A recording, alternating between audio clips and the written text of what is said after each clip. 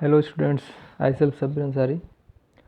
हमने पिछले वीडियो में बताया था कि अगला टॉपिक होगा हम लोग का सूक्ष्म प्रवर्धन, माइक्रो प्रोपेगेशन।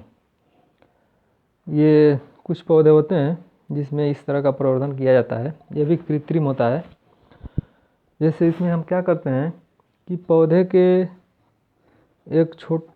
से एक छोटा सा ऊतक लेते हैं और उसको कृत्रिम पोषक माध्यम में रख करके उसको उगाते हैं। कृत्रिम पोषक मतलब कि जो उसके लिए आवश्यक पोषक तत्व होते हैं उसको कृत्रिम रूप से तैयार किया जाता है और उसमें उस ऊतक को रख करके उसको डेवलप किया जाता है।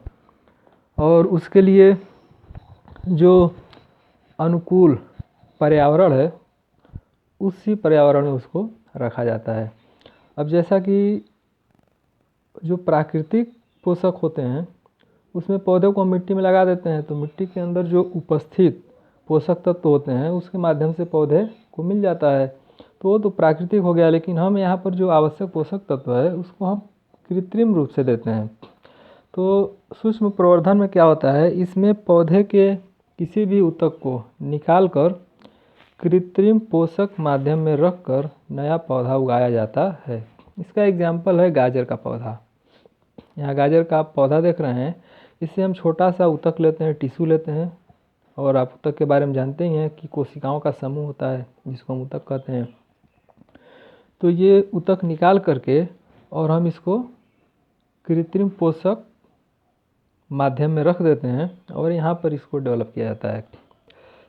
इसके जो वातावरण होते हैं नियंत्रण में होते हैं, अपने नियंत्रित में कृत्रिम रूप से इसको नियंत्रित किया जाता है। तो सबसे पहला स्टेप इसके अंदर आता है ऊतक। मतलब सबसे पहले तो हम क्या किए, पौधे का चुनाव कर लिए और उसमें से पहले स्टेप में उससे ऊतक निकाल लिए और ऊतक को हम क्या करेंगे, कृत्रिम पोषक माध्यम में रख देंगे। ये ऊतक धीरे धीरे डेवलप करता है, कुछ बड़ा होगा, जिसको हम कैलस बोलते हैं।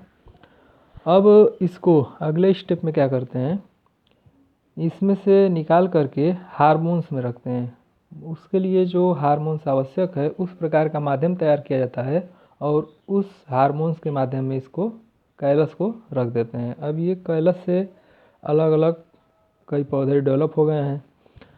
अब तीसरे स्टेप में हम इसको क्या करते हैं, जैसे कि आप देख रहे हैं यहाँ पर 3 अलग अलग नए पौधे डेवलप किए हैं, तो तीनों को काट लेते हैं, अलग कर लेते हैं और अलग करके अलग अलग माध्यम में तीनों को रख देते हैं और यहाँ पर इसको डेवलप किया जाता है। इस प्रकार से ये सूक्ष्म प्रवर्धन के माध्यम से पौधा डेवलप करता है। ये एक तरह का कृत्रिम प्रवर्धन ही है।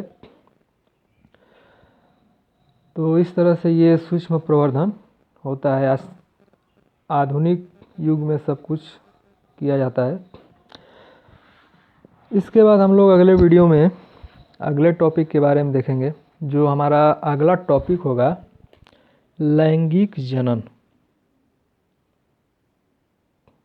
लैंगिक जनन ये हमारा अगला टॉपिक होगा। इसके बारे में हम लोग डिटेल से देखेंगे। जैसे आपने देखा है कि जनन 2 तरह के होते हैं, अलैंगिक और लैंगिक। तो अलैंगिक और लैंगिक दोनों का डिफिनीशन आपने स्टार्टिंग में देखा था। उसके बाद अलैंगिक जनन के बारे में डिटेल से आपने पढ़ लिया। उसके बाद हम लोग लैंगिक जनन के बारे में डिटेल से देखेंगे। तो ये हमारा अगला टॉपिक रहेगा। अगले वीडियो में इसके बारे में बात किया जाएगा। Have a nice day. Thank you.